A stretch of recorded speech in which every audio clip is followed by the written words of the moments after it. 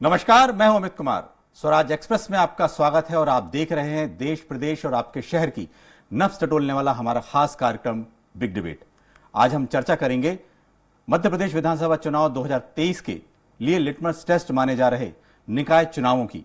बीते करीब एक महीने में भरी बरसात के बीच प्रदेश के सियासी पारे को गरमाने वाले निकाय चुनाव आखिरी दौर में पहुंच गए हैं। आखिरी चरण की वोटिंग का शोर शराबा भी आज खत्म हो गया है।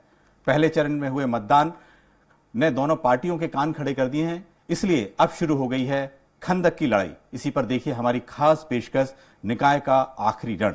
इस मुद्दे पर चर्चा के लिए पैनल में खास मेहमान मौजूद रहेंगे, जिनसे मैं परिचय कराऊं उससे पहले देख लेते हैं ये रिपोर्ट।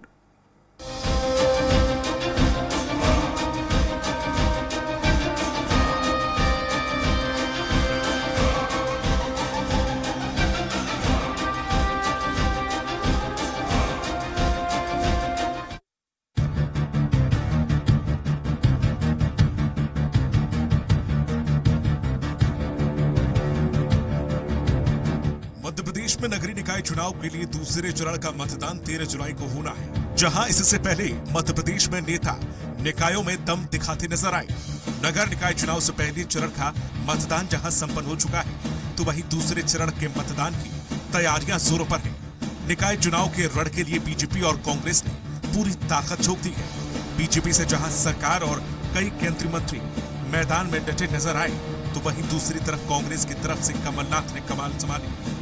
वो जनता से कहते हैं वोट डालो, कांग्रेस को वोट डालो, लेकिन उन्होंने खुद कांग्रेस को वोट नहीं दिया। कमलनाथ जी ने इस चुनाव में मतदान ही नहीं किया। और शिवराज सिंह के पेट पे दर्द हो रहा है कि मैंने वोट नहीं खाई। वो तो गए, भटकते हुए गए, वोट डालने नहीं गए। और ये मुझे समझा रहे हैं वोट डालने की बात। जब इन्हें निकर में थे तब मैं सांसद बन गया था। वहीं अगर गौर किया जाए तो पहले चरण की वोटिंग में जिस तरह से कई इलाकों में वोटर्स का उत्साह कम नजर आया, जो कि सभी दलों के लिए किसी बड़ी चिंता का विषय कम नहीं था। इसलिए पहले चरण के बाद बीजेपी के साथ साथ कांग्रेस ने भी ज्यादा से ज्यादा मतदान हो सके, इसको लेकर दूसरे चरण में मतदाताओं से वोट करने की अपील की। तो वहीं निर्वाचन आयोग ने भी वोटिंग प्रतिशत बढ़ाने के लिए पूरी दम लगा दी। 43 जिलों की 5 नगर पालिका निगम, 40 नगर पालिका और 169 नगर परिषद में मतदान होगा। इस चरण में 49.9 लाख मतदाता मताधिकार का उपयोग कर सकेंगे। इसमें 25,20,923 पुरुष, 23,88,065 महिला और 292 अन्य मतदाता हैं। सुबह 7 बजे से शाम 5 बजे तक मतदान होगा। कुल 6,829 मतदान केंद्र बनाए गए हैं। मतदान ईवीएम के माध्यम से होगा। ईवीएम में महापौर के लिए सफेद, नगर पालिका निगम पार्षद के लिए गुलाबी, नगर पालिका परिषद पार्षद के लिए पीला रंग रहेगा। नगर पालिका निगम कटनी, रतलाम, देवास, रीवा, मुरैना में 13 जुलाई को मतदान होगा। बहरहाल मध्य प्रदेश में निकाय के आखिरी चरण के लिए शाम 5 बजे के बाद शोरगुल थम चुका है, तो वहीं दोनों ही दल डोर टू डोर चुनाव प्रचार करने में जुट गए हैं। ऐसे में देखने वाली बात यह होगी कि सत्ता का सेमीफाइनल कहे जाने वाले इस रण में आगे किस तरह से परिदृश्य नजर आते हैं। सलमान खान, स्वराज एक्सप्रेस। इस विषय पर ज्यादा चर्चा के लिए मौजूद हैं गंजबासौदा से बीजेपी विधायक लीना जैन। आपका स्वागत है मैडम। रीवा से कांग्रेस के वरिष्ठ नेता और पूर्व विधायक है सुखेंद्र सिंह बन्ना जी, स्वागत है आपका हमारे पैनल में। और वरिष्ठ पत्रकार हमारे साथ स्टूडियो में हैं आशीष दुबे जी। आज जो है जो दूसरा चरण था उसकी वोटिंग के लिए आज ये कहा जाए कि चुनाव प्रचार आज खत्म हो गया है, लेकिन जो मुद्दे रहे वो मुद्दे जो हैं आपने देखा किस तरह से वोट डालने को लेकर बात शिवराज जी कर रहे थे। क्या इन मुद्दों को लेकर चुनाव लड़ना चाहिए? लीना जी, लीना जी आपको आवाज आ रही है? हाँ जी। जी लीना जी, जिस तरह से निकाय चुनाव के मुद्दे होना चाहिए थे, लेकिन आज हम लोग देखते हैं कि जो मुद्दे हैं शिवराज जी वोट डालने की, किस तरह से वोट डालना चाहिए नहीं डालना चाहिए, कमलनाथ जी पे आरोप लगा रहे हैं, इस तरह की बातें कर रहे हैं। माननीय मुख्यमंत्री जी के विषय में ये है कि वो लोकतंत्र के इस महापर्व को पूरी तरीके से हम लोग कैसे निभाएं, इस बारे में बात कर रहे हैं। लोकतंत्र का पर्व, हम सबको मतदान करना ही चाहिए, हमारा ये अधिकार है। इसके लिए हम लोगों को वोट डालने जरूर जाना चाहिए। जी जी। इस समय हमारे साथ जो सुखेन सिंह जी हैं, सुखेन सिंह जी, आपको आवाज आ रही है? जी हाँ, आ रही। जी, ये बताएं कि इस बार वोटिंग परसेंटेज काफी कम हुआ है जो पहले चरण में हुआ है, तो किस तरह की अब रणनीति आप लोग बना रहे हैं? देखिए, वोटिंग परसेंटेज हुआ है, थोड़ी बहुत कम हुआ है, लेकिन वो कहीं न कहीं भारतीय जनता पार्टी से मतदाता नाखुश है। और जिस तरीके से उनकी रवैया है, खासकर नगरीय निकाय के जहां तक चुनाव है, चाहे नगर निगम हो चाहे नगरीय निकाय हो, यहाँ पे ज्यादातर व्यापारी वर्ग निवास करते हैं और उनके उनके ऊपर वो काफी परेशान है। इसलिए उनके जीएसटी हो, महंगाई हो, इन सब कहीं न कहीं थोड़ा सा मतदाताओं में रुझान कम था। जी, एक बात देखने को आई आशीष जी, आपसे सवाल करें कि इस बार जो निकाय चुनाव में हुए हैं, बिल्कुल लिटमस पेपर कहा जाता है कि भाई टेस्ट होगा कि किस तरह से 2023 में सरकारों के लिए क्या करना चाहिए। क्या आपको लगता है कि एक प्रकार से लिटमस है, क्योंकि अब 1.5 साल बचा हुआ है सिर्फ? हाँ, मोटे तौर पे बात कही जा सकती है कि ये सरकार का भी और दोनों का ही लिटमस टेस्ट है एक तरह से, कि वो किस तरह विधानसभा चुनाव में उतरेंगे। लेकिन फिर भी मैं मानता हूँ कि चूंकि विधानसभा चुनाव का कैनवास थोड़ा और बड़ा होता है, कुछ मुद्दे उसमें और जुड़ते हैं, और ये जो चुनाव है नगरीय निकाय के, एकदम लोकल पॉलिटिक्स पर केंद्रित होते हैं और लोकल चेहरों पे भी केंद्रित होते हैं, तो बहुत ज़्यादा असर, थोड़े से मुद्दे बदलते हैं, लेकिन इस चुनाव के जो नतीजे होंगे ये दोनों ही पार्टियों के लिए इस बात के लिए वो सहायक हो सकते हैं कि वो जब 1.25 साल बाद विधानसभा चुनाव में उतरेंगे तो उन्हें और क्या तैयारी चूक गई है, क्या तैयारी छूट गई है, क्या मुद्दे जुड़ सकते हैं, क्या मुद्दे हटाए जा सकते हैं। तो उस लिहाज से ये दोनों दलों के लिए एक तरह से लिटमस टेस्ट है। कुछ मुद्दे भले बदल जाएं, लेकिन इससे उनकी रणनीति और उनकी बहुत सारी दिशा और दशा दोनों ही इस चुनाव से तय हो सकती है। बिल्कुल बिल्कुल, इस चुनाव से आपकी दिशा और दशा बिल्कुल तय होगी। 2023 में किस तरह से पार्टियां काम कर रही हैं। लीना जी, आपसे एक बिल्कुल सीधा सवाल ये है कि अभी भी जिस तरह से चुनाव प्रचार हो रहे हैं, आज भी शिवराज जी ने जिन जगहों पर चुनाव प्रचार किए, उसमें स्थानीय बातें ना होकर यह कहा गया कि 15 महीने में कमलनाथ सरकार ने क्या किया, जबकि देखा जाए तो 15 साल से बीजेपी की सरकार थी। क्या कहेंगे इस पे आप?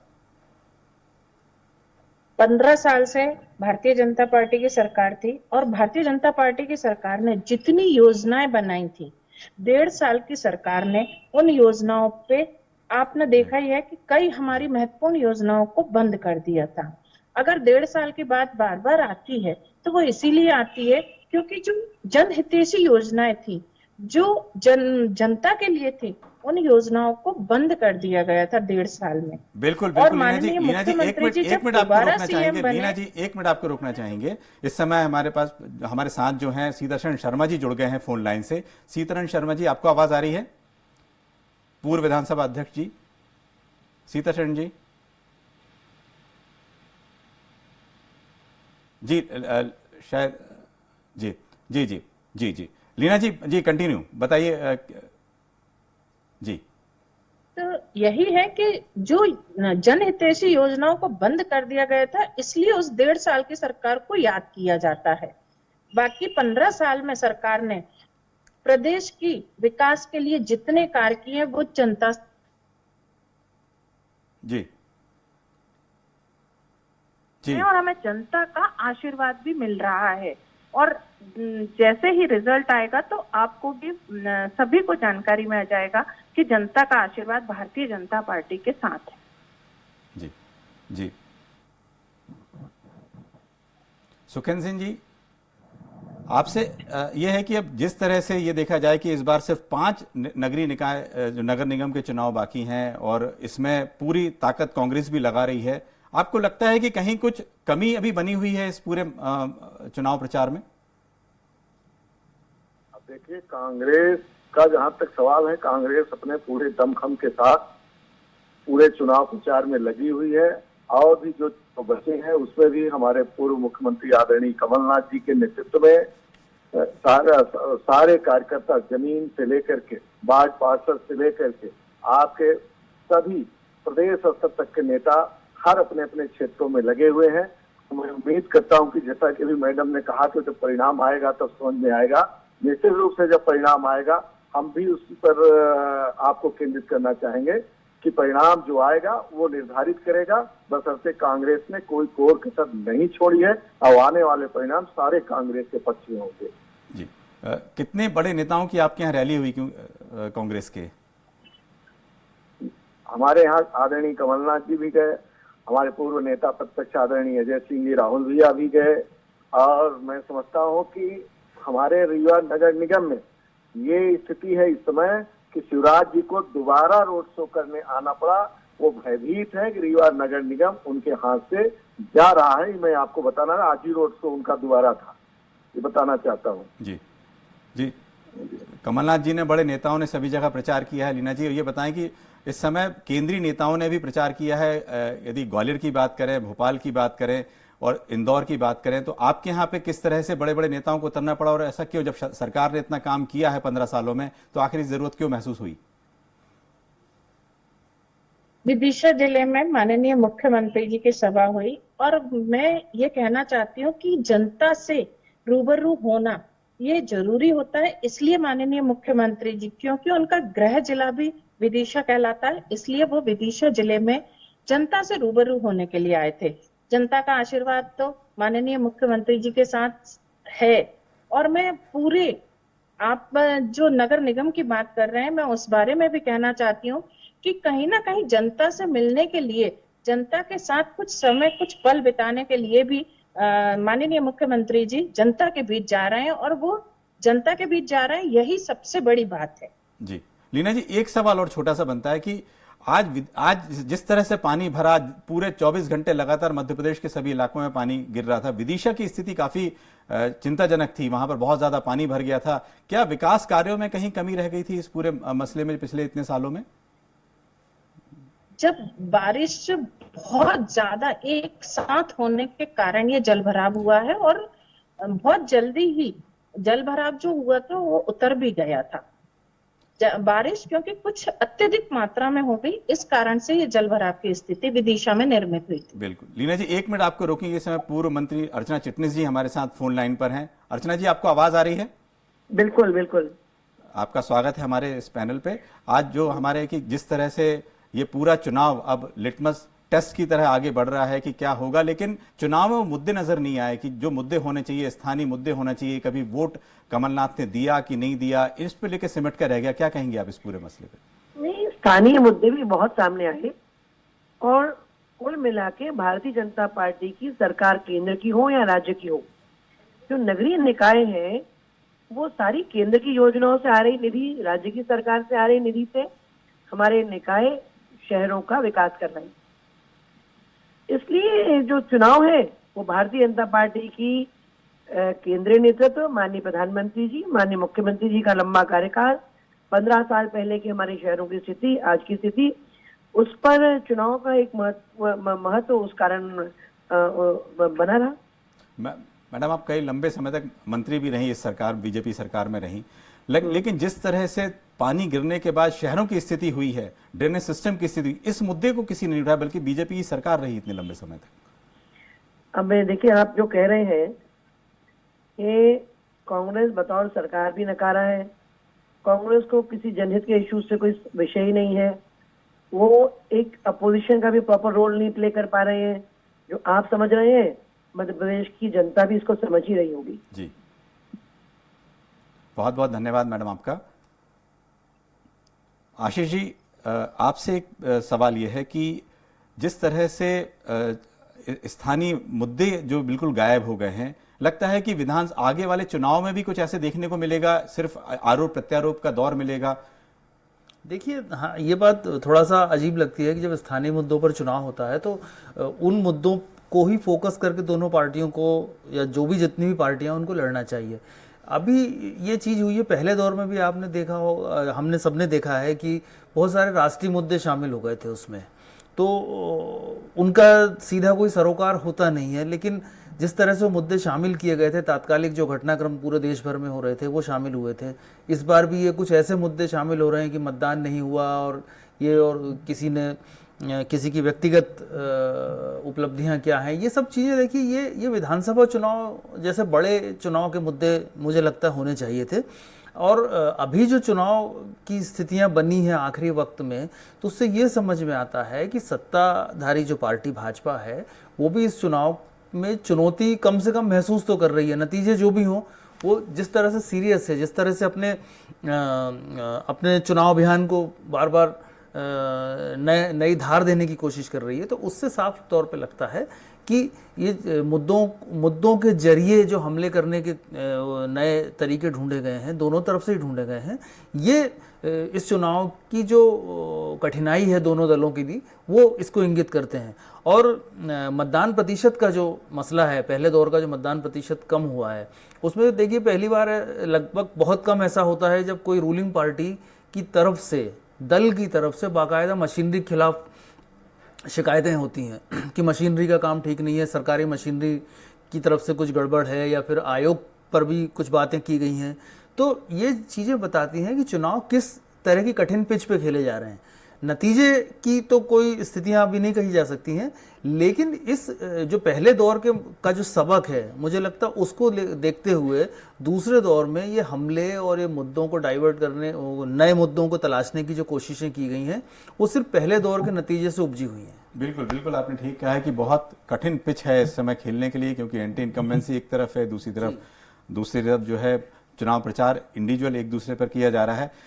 सुखेंद्र जी, आपसे एक सवाल यह है कि पिछले बार देखा गया कि 16-0 से बीजेपी आगे थी, क्या इस बार उम्मीद लग रही है आपको? आपके इलाके में देखें, कहीं देखें कि कहीं कोई जीत आपको नजर दिख रही है? क्या आगे रिजल्ट होने वाला है कुछ? बिल्कुल, हमारे संभाग में चाहे रीवा नगर निगम हो, चाहे आपकी सिंगरौली नगर निगम हो, चाहे आपकी सतना नगर निगम हो, कटनी हो, सारे जगह कांग्रेस एकदम लड़ाई में है। और मैं समझता हूँ कि यहाँ पे कम से कम सारी सीटें भी हम जीत सकते हैं, ऐसी स्थिति है।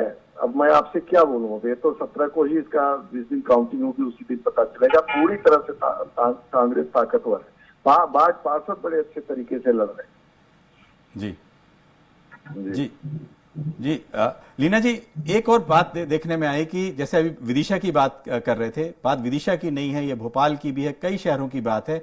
जिन मुद्दों को लेकर होना चाहिए था वो मुद्दे गायब रहे। और जो ये कहा जाए कि शहरों में जिस तरह से थोड़ा पानी बरसने पे पूरा शहर पूरा जाम हो गया, तो जनता ये चाहती है कि इन मुद्दों को उठाना चाहिए बिल्कुल।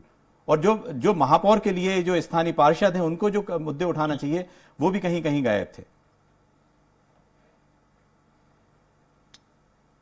जनता जब आशीर्वाद देगी तो कहीं ना कहीं ये आशीर्वाद इसलिए रहता है कि भारतीय जनता पार्टी विकास कर रही है, विकास के कार्यों को नए नए आयाम दे रही है, विकास आगे बढ़ रहा है, इसीलिए भारतीय जनता पार्टी की सरकार को आशीर्वाद मिल रहा है, जनता का आशीर्वाद मिल रहा है, इसीलिए भारतीय जनता पार्टी आज भारतीय जनता पार्टी है जी अस्तित्व में।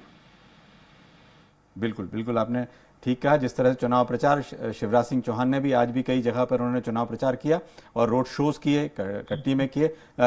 सुखेंद्र जी, आपने कहा कि इस बार जो है जनता के बीच में हम लोग पहुंच पाते हैं, जनता के बीच हम लोग पहुंचते हैं। आप माननीय मुख्यमंत्री जी क्या बोल रहे हैं, तो मैं वही कहना चाहती हूँ कि आज उन्होंने विकास किया है, प्रदेश में विकास दिखता है, इसीलिए आज वो जनता के बीच में पहुंचते हैं। जी जी जी, ये बताएं सुखेंद्र सिंह जी, अब किस तरह की तैयारी आपके इलाके में दिख रही है पूरी? बिल्कुल, मैं आपसे बताया ना कि हर वार्डों तक में बराबर की लड़ाई चल रही है। अब कांग्रेस पूरे बहुमत से नगर निगम हो, चाहे नगर परिषद हो, चाहे नगर पालिका हो, सारे जगह आ रही है। मैं आपसे एकदम वैसी बात कर रहा हूँ, कोई राजनीतिक बात नहीं, सीधे जो मैंने देखा है और खुद इन्वॉल्व हूँ। हनुमाना नगर पंचायत, मऊगंज नगर पंचायत में अपने जिले की बात मैं कर रहा हूँ, उसी तरह से नगर निगम में यही हालत है। अब रिजल्ट आएगा तो पता चलेगा। बिल्कुल ठीक है, सब लोग रिजल्ट का इंतजार कर रहे हैं, लेकिन उससे पहले अभी एक पड़ाव बाकी है, जो 13 तारीख को वोटिंग होना है, और जो अभी अपने नगर निगम रह गए हैं उनमें वोटिंग होना बाकी है। लीना जी, ये बताएं कि अब आपके इलाके में किस तरह की तैयारी और बाकी है, क्या रह गया है वहां पर? विदिशा जिले में सिरोंज की लटेरी और शमशाबाद में अभी चुनाव बाकी रहे हैं और पूरी तैयारी है। आज मेरा शमशाबाद जाना भी हुआ और जनता का जो रुख था वो भारतीय जनता पार्टी के पक्ष में दिखा है। मुझे पूर्ण विश्वास है कि भारतीय जनता पार्टी ही सभी पदों पर आ रही है। देखिए, दावे बीजेपी के भी हैं और कांग्रेस के भी हैं। आशीष जी, आपको लगता है कि जिस तरह से वोटिंग परसेंटेज एकदम ड्रॉप हुआ था कई शहरों में, उससे क्या अंदेशा आपको लगता है? क्या रुझान नहीं है वोटरों में या क्या गड़बड़ी हुई है? क्या हुआ है इस पूरे मसले में? देखिए, गड़बड़ी की जो बात आई है वो कुछ जगहों पर ही आई है और कुछ खास निकाय हैं जो बड़े निकाय हैं जहां वहां से ज़्यादा उभर सकती है तो वो उभरी है। दूसरी बात यह है कि ये जो कम मतदान और ज़्यादा मतदान का जो एक पहले से एक स्थापित सी परिभाषा थी वो थोड़ी सी बदली है पिछले कई चुनावों में, तो उसको देखकर बहुत बड़ा असेसमेंट अभी क्लियरली नहीं हो सकता कि कम मतदान किसके पक्ष में गया, क्योंकि पहले माना जाता था कि कम मतदान रूलिंग पार्टी के पक्ष में होता है, ज़्यादा जो है बदलाव का होता है।